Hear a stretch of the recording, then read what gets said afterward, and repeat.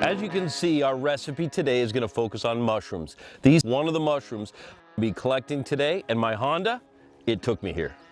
Every now and then, nature will give you something as spectacular as this. Have a look at this beautiful set of oysters. I don't know that I've ever seen anything more beautiful. As a matter of fact, I'm a little conflicted to actually take it off the tree, but my stomach is gonna overtake that conflict. I'm gonna leave and I'm gonna trim it so that the spores are left, so it'll continue to develop. And what this is a softwood, so it seems that they absolutely love these softwood trees. And while I'm back in here in this thick, I want to remind you of one thing, and that's leaves of 3, let them be. So make sure to watch for poison ivy, and if you do come into contact, get it washed off right away. This is so incredibly humbling. Look at this haul. I mean, there's so many oyster mushrooms here. As a professional chef, if I showed this to any one of my chef friends, they would absolutely lose their mind. So we're gonna make an incredible recipe here today. We're gonna get set up. We're gonna forage for maybe a couple more hours, but I'm telling you that having this Honda and getting deep into this backcountry has made all the difference.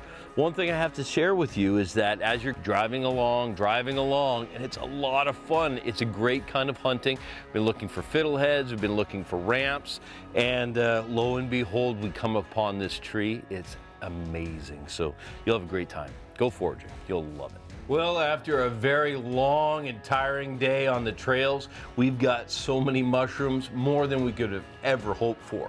So I want to do a recipe that's a little bit on the quick side, everybody's beat, but I want to do something that also showcases how incredible these taste. So we're going to do a little bit of a crostini. We're going to saute it in foie gras, and then we're going to saute up some beautiful mushrooms. Now I'm going to show you how to handle the mushrooms, but some of the things to keep in mind as you're using them is, number one, be sure, and if there's any doubt whatsoever, never eat a mushroom unless you're absolutely certain of the variety. I'm really excited to finally use this can of foie gras. A friend of mine picked it up while they were in Paris, brought it back for me. Now I've had that in a backpack for maybe about a dozen trips. The most important thing to do is to make sure to get the pan preheated first, and oh my gosh, as soon as that hits the pan, it immediately starts to become fragrant. That's going to be an incredible pairing. The next thing I want to do is just slice up a nice baguette. So we'll slice these on a nice thick angle. I want to make sure that they're about a ½ an inch thick so that it'll hold the mushrooms and that beautiful cheese. Watch your temperature here, but put the bread in and just soak up some of that beautiful foie gras. Every turn, just make sure you've got it. It's going to soak up all that fat, and it's going to toast lightly. I'm so excited to show you these beautiful oyster mushrooms.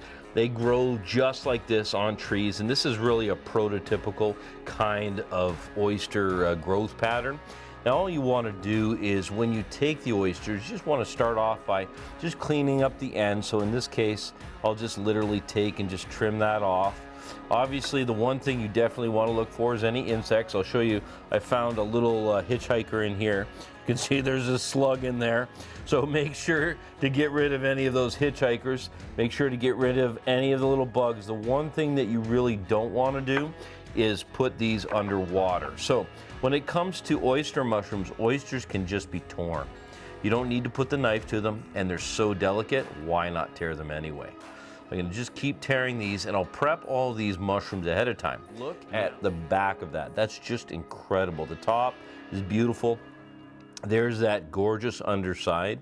And I'm just going to trim off a little bit of this woody part. That's perfect for stalks.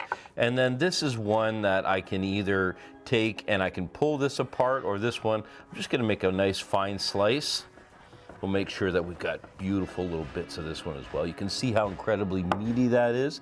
That is a gorgeous mushroom. With the pan smoking hot, you can see that I've got that foie gras in there again. The smell is incredible. Now to seasoning. A little bit of fresh flaked sea salt. I don't know how fresh it is, but it sure does taste good. And some fine black pepper. And then let's get this treated. So I've got these nice little crostinis here, and what I brought was ricotta. So we'll take a little spoon of ricotta, Gently spoon that across. That foie gras is tucked underneath there. And I'm just gonna dress each one of these so that they'll hold the mushrooms.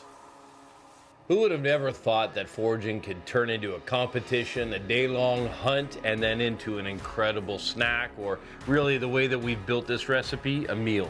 Have a look at how beautiful these turned out. We have these crispy slices of baguette that have been sauteed in the foie gras.